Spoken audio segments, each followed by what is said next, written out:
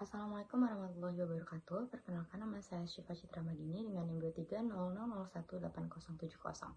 Di sini saya akan mempresentasikan mengenai peta okupasi bidang keamanan informasi. Dalam materi keamanan komputer terdapat dalam materi 9. Pertama, perkembangan teknologi informasi yang sangat pesat menyebabkan meningkatnya ancaman terhadap keamanan data dan sistem informasi. Oleh karena itu, diperlukan sumber daya manusia yang kompeten di bidang keamanan informasi. Untuk memastikan kompetensi tersebut, dibutuhkan peta okupasi yang jelas serta standar keamanan informasi yang diakui secara nasional maupun internasional.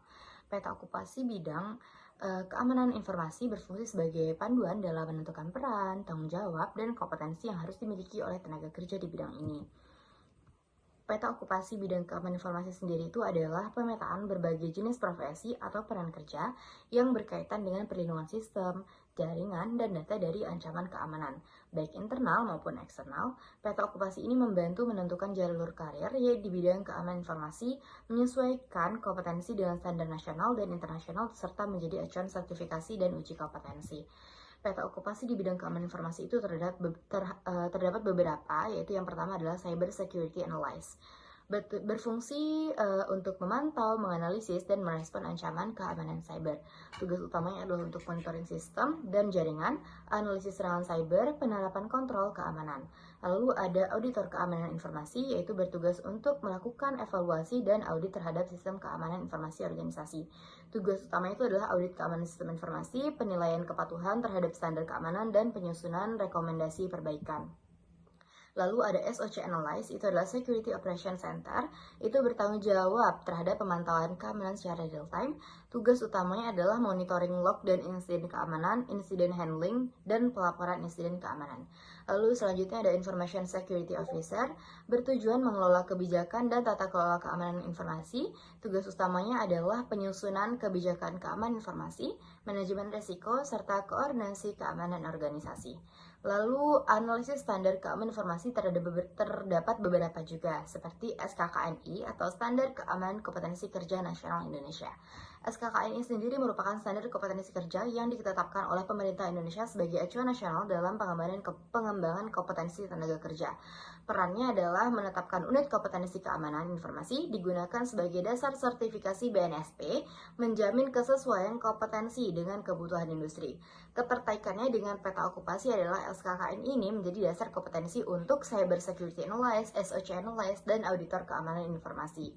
Lalu selanjutnya ada KKNI atau Kerangka Kualifikasi Nasional Indonesia.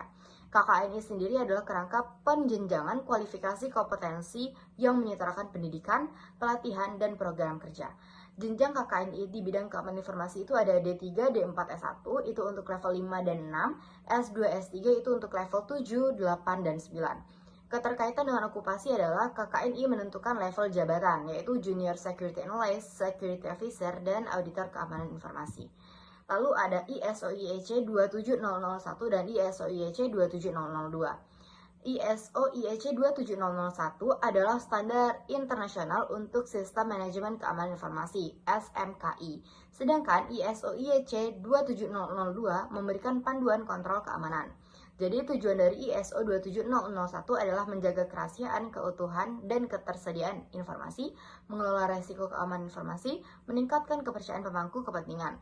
Keterkaitannya dengan okupasi adalah auditor keamanan informasi, Information Security Manager, dan Compliance Officer.